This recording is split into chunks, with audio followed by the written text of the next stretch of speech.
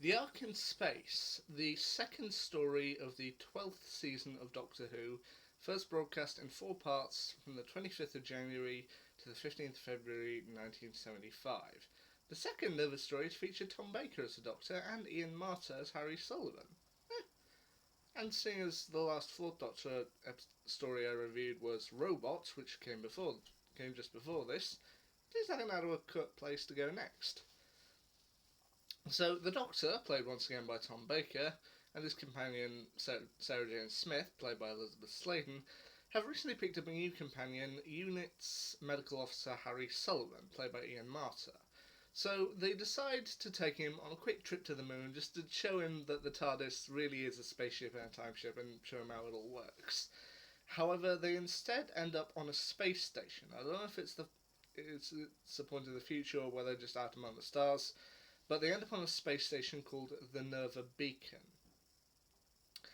While there, they encounter a group of humans who supposedly their planet became...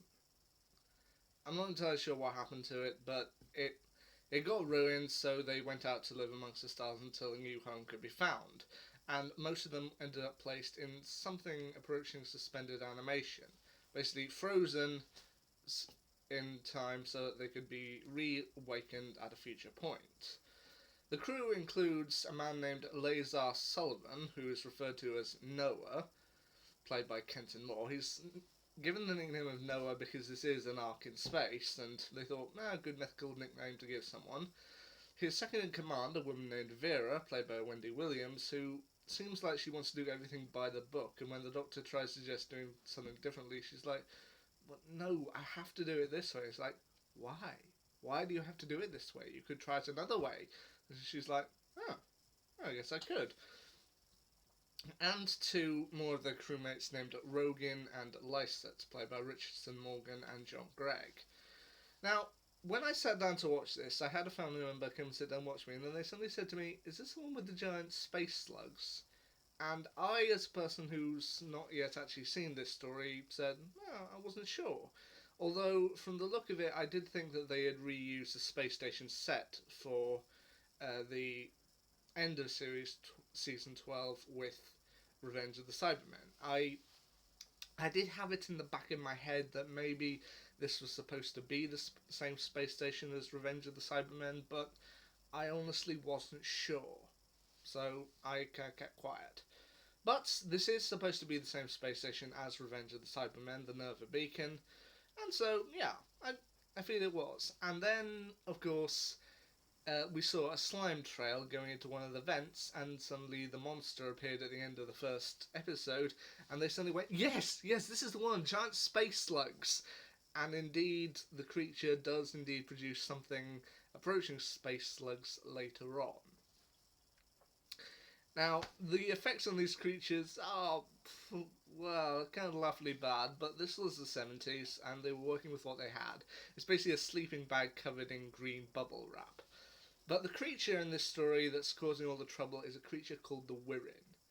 Now, supposedly the Wirrin once occupied a place in space, a planet, but then they were driven from their homes by humans. The humans had fought back in trying to find a new place to live, and ultimately had expelled the Wirrin from their homes. And the Wirrin kind of drifted in space. They say that while humans need kind of oxygen every few seconds just to survive, a Wirrin can survive in space without oxygen for years.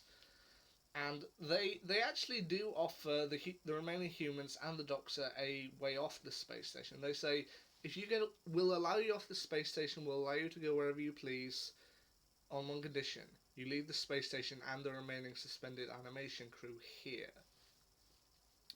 Because the Wirrin have a... The planet that was eventually taken over was the Wirrin's breeding grounds. And the Wirrins have a technique where they lay their eggs inside humans, and then when the eggs hatch, the creatures kind of take over the bodies or destroy the bodies of humans. And this might actually sound weird and kind of gross, but it does actually have some roots in nature. Like, there are creatures on Earth, like the botfly, for example, that lays its eggs underneath the skin of larger animals or mammals, and then when the eggs hatch, the botfly essentially eats their way out and then flies away. So, while it does sound weird and gruesome, the Wirren did actually have some basis in nature and biology, of all things. Now, when I started watching the story, I was into it, and then I apparently saw that this was actually considered one of the best stories of classic Who. And I thought, oh, okay, there might actually be something here. I mean, I only knew about two moments from the arc in space before I started watching this. One came in part one of it, where kind of when they first arrive, there isn't that much oxygen on the ship. The oxygen system has kind of been shut down, and Sarah Jane ends up passing out from lack of oxygen. The Doctor and Harry manage to hold on just long enough to get it back online, and then when Harry goes to talk to Sarah Jane, he's like, no, come on. He's like, come on, old girl, you can push through this, and Sarah Jane just turns to him, slightly woozy and goes, Harry, yes, I'm here. Call me old girl again, I'll spit in your eye. Which, I do like it. I mean, having seen a previous story, The Power of the Daleks, where the kind of main female companion of that one, Polly, was kind of put in danger and then kind of brushed to the side. It's nice to see Sarah Jane say, no, you're not going to do this to me. Don't call me old girl. It's nice to see her do something great about that. The other one that I'd heard that was in this story that I did enjoy seeing came in part 4, where essentially in order to stop the Wirren they have to connect up some cables, and Sarah Jane has to climb through a vent system in order to go and reach the other side and connect everything up. And partway through she gets stuck. Like, the Doctor tries to tell her, no, it's okay, you can do this. Sarah Jane goes, no, I can't, I'm stuck. The Doctor goes, well, cool. The Doctor essentially starts criticising her, going, no, of course you're stuck. You're just like all the other women. I mean, you say you're all great and tough, but then when the going gets tough, you just roll into a ball and cry. You're pathetic. Causing Sarah Jane to get so angry at him, she angrily pushes her way through the remaining vents just to be able to slap him in the face or punch him. To which then he helps her out and goes, there you go, you can do it. Like, you're cruel.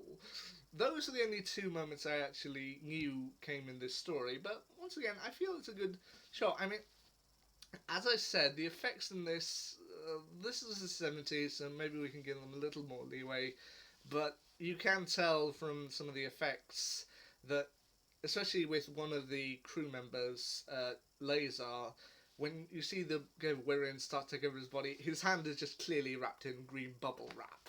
Which, okay, yeah, as I said, the effects are kind of laughable, but at the same time, they do manage to provide it with a lot of tension. The creatures that Wirren, they are actually rather unnerving with their kind of voices.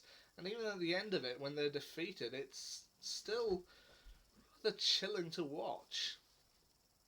So, well, I admit this was a story that I didn't entirely understand why it was so highly regarded. When I actually sat down and watched it through, I could actually see why people liked it. I mean, it's cheesy for the time, but it still manages to work in a sense of tension.